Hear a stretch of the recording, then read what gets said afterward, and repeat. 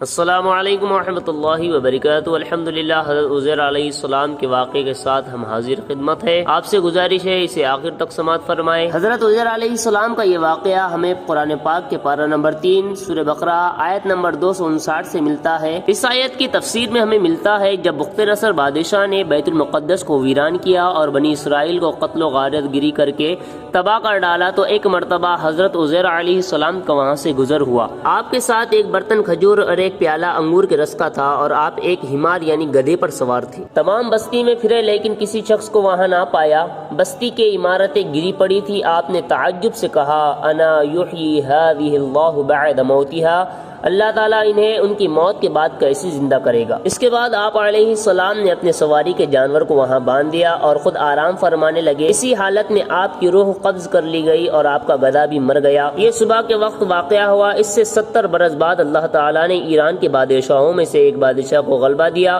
وہ اپنی فوج لے کر بیت المقدس پہنچا، اس کو پہلے سے بہترین انداز میں آباد کیا، اور بنی اسرائیل میں سے جو کچھ باقی رہ گئے تھے وہ دوبارہ یہاں آ کر بیت المقدس کے گرد و نواح میں آباد ہو گئے، اور ان کی تعداد بڑھتی رہی۔ اس پورے عرصے میں اللہ تعالیٰ نے حضرت عزیر علیہ السلام کو دنیا کی آنکھوں سے پوشیدہ یعنی چھپا رکھا، اور کوئی آپ کو نہ دیکھ سکا۔ جب آپ کی وفات کو 100 سال گزر گئے تو اللہ تعالیٰ نے آپ کو زندہ کیا۔ پہلے آنکھوں میں جان آئی، ابھی تک تمام جسم میں جان نہ آئی تھی، بقیہ جسم آپ کے دیکھتے دیکھتے زندہ کیا گیا۔ یہ واقعہ شام کے وقت غروب آفتاب کے قریب ہوا۔ اللہ تعالیٰ نے حضرت عزیر علیہ السلام سے فرمایا، تم یہاں کتنے دن ٹھہرے؟ آپ نے اندازے سے عرض کیا کہ 1 دن یا اس سے کچھ کم وقت۔ آپ کا خیال یہ ہوا کہ اسی دن کی شام ہے جس کی صبح آپ سوئے تھے۔ اللہ تعالیٰ نے فرمایا، یہاں تم 100 سال ٹھہرے ہو۔ اپنے کھانے اور پانی یعنی کھجور اور انگور کے رس کو دیکھو کہ ویسے ہی صحیح سلامت باقی ہے، اس میں بو تک پیدا نہیں ہوئی، اور اپنے حمار گدھے کو دیکھو کہ اس کا کیا حال ہے۔ چنانچہ آپ نے دیکھا کہ وہ مر گیا، اس کا بدن گل گیا اور اعضاء بکھر گئے، صرف سفید ہڈیاں چمک رہی تھی۔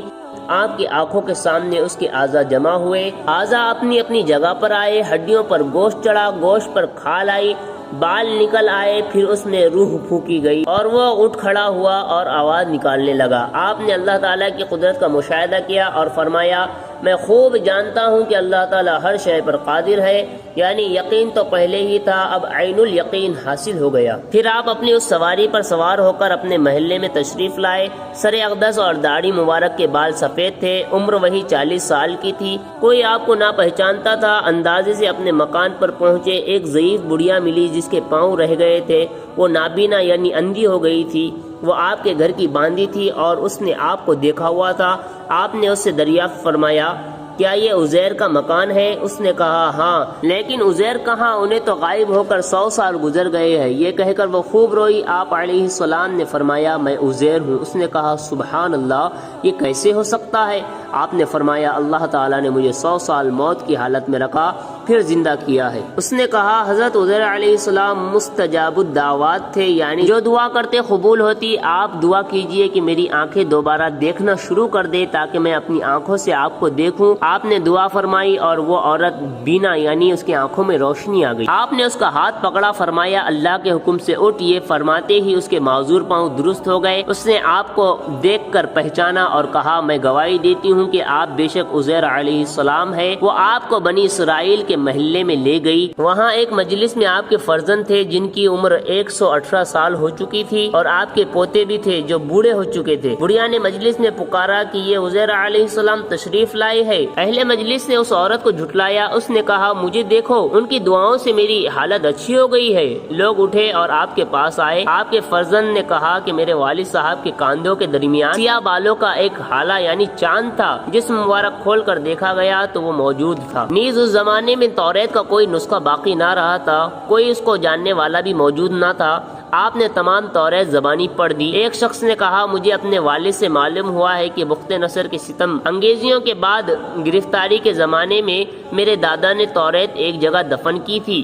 اس کا پتہ مجھے معلوم ہے۔ اس پتے پر جستجو کر کے توریت کا وہ دفن شدہ نسخہ نکالا گیا اور حضرت عزیر علیہ السلام نے اپنی یاد سے جو توریت لکھائی تھی اس سے مقابلہ کیا تو ایک حرف کا فرق نہ تھا۔ سبحان اللہ۔ آپ علیہ السلام کے وصال کا ذکر ضیاء القرآن، ابن عساکر اور دیگر کتابوں میں آیا ہے۔ آپ علیہ السلام کا وصال تقریباً 548 قبل مسیح میں ہوا۔ اس وقت آپ کی عمر مبارک 200 سال تھی اور آپ علیہ السلام کی قبر انور دمشق میں ہے۔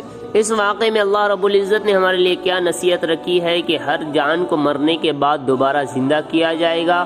ہمیں بچپنے سے پڑھایا گیا ہے والبعث بعد الموت، یعنی مرنے کے بعد دوبارہ اٹھائے جانے پر ہر مسلمان کا ایمان رکھنا لازم ہے۔ انشاءاللہ اگلا ویڈیو فرعون کا خواب بیان کیا جائے گا۔ ہمارے ساتھ اسی طرح جڑے رہے اور ہمارے چینل کو سبسکرائب کرے، لائک کرے، شیئر کرے۔ جزاکم اللہ خیرہ۔ السلام علیکم ورحمۃ اللہ۔